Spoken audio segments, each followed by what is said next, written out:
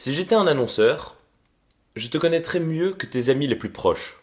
Ça peut paraître bateau comme phrase, mais c'est trop proche de la réalité pour qu'on ne s'y intéresse pas. Alors attention, petit disclaimer avant le début de cette vidéo, je suis au courant que ce sujet englobe beaucoup plus que ce que je vais évoquer, mais je n'ai gardé que ce qui était le plus intéressant pour ce que je vais dire maintenant. Si tu es intéressé par le sujet et que tu veux en savoir plus, toutes les sources sont en description. Ça peut paraître sans réelle importance et assez banal que toutes nos données personnelles soient collectées. Ça peut même s'avérer être positif si ça permet à des entreprises comme Facebook de vivre. Ce manque d'implication de notre part est dû au fait qu'on ne ressente pas immédiatement les conséquences de ces actes. Quand j'en parle autour de moi justement de cette vigilance par rapport aux données personnelles qu'on donne sur Internet, les gens me répondent souvent la même chose et c'est sûrement la réponse que tu donnerais aussi. Ils peuvent bien voir mes données, je n'ai rien à cacher. Et c'est de loin la pire réponse qu'on puisse donner selon moi, car ça trahit justement ce cruel manque d'informations sur le sujet.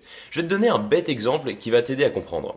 Imaginons que tu marches dans la rue, et que là, un inconnu totalement random, qui n'a pas l'air spécialement méchant, vient t'aborder et te demande de regarder dans ton téléphone. Il va regarder quelle application tu utilises, avec quelle personne est-ce que tu entres le plus souvent en contact, quels sont tous les messages que tu as envoyés, il va voir tes photos, même les plus scandaleuses que tu n'assumes pas de la dernière soirée, et ensuite, il te rend ton téléphone.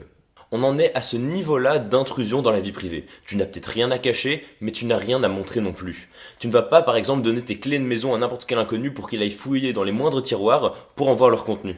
Eh bien c'est pareil avec les données personnelles qu'on donne, parfois sans même s'en rendre compte sur Internet. Mais le fait qu'on ne ressente pas immédiatement les répercussions fait qu'on se sent beaucoup moins concerné. Alors, depuis tout à l'heure, je te parle de données personnelles, mais qu'est-ce que c'est exactement? Qu'est-ce qu'on entend par données à caractère personnel? Eh bien, ça peut être une foule de choses. La liste peut être très longue, ça peut être un identifiant, un nom, une photo, une plaque d'immatriculation, une adresse postale, une adresse mail, un numéro de téléphone, des données de localisation, une adresse IP, un enregistrement vocal.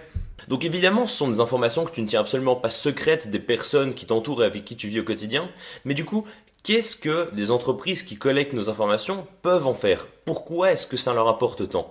En fait, à peu près n'importe quelle entreprise qui vend quelque chose a besoin de profils des clients les plus précis possibles pour pouvoir orienter au mieux la publicité et au mieux la cibler. Car une publicité mieux ciblée signifie donc plus de ventes. C'est logique. Je vais te donner un bête exemple pour que tu comprennes YouTube. En fait, YouTube, ça fonctionne de la même manière. Ça essaye de récolter le plus d'informations possible sur toi, sur ceux qui se baladent sur YouTube, c'est-à-dire le watch time, donc le nombre de temps que tu es resté devant une vidéo.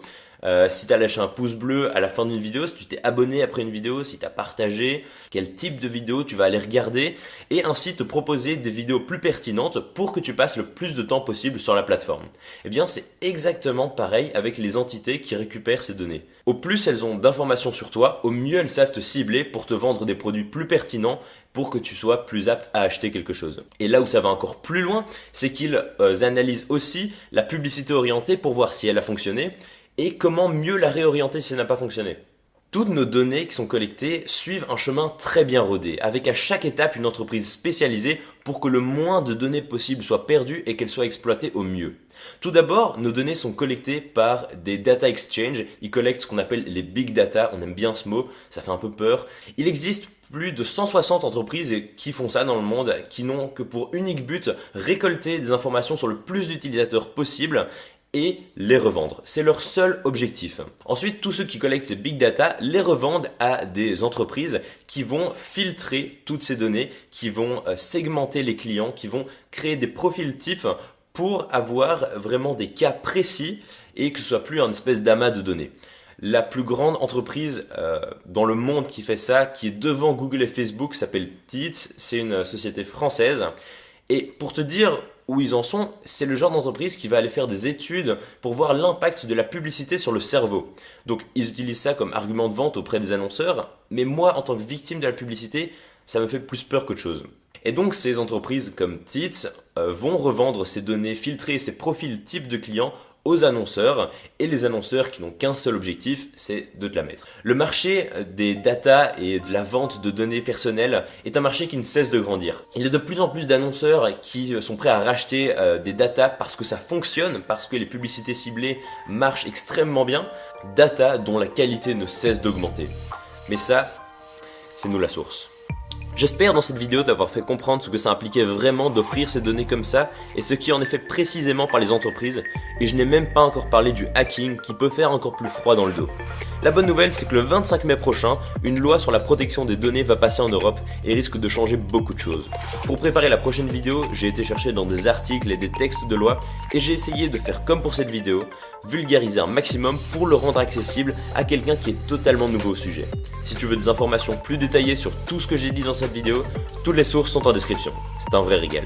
Surtout, continue de te perdre sur internet, c'est comme ça que tu m'as découvert.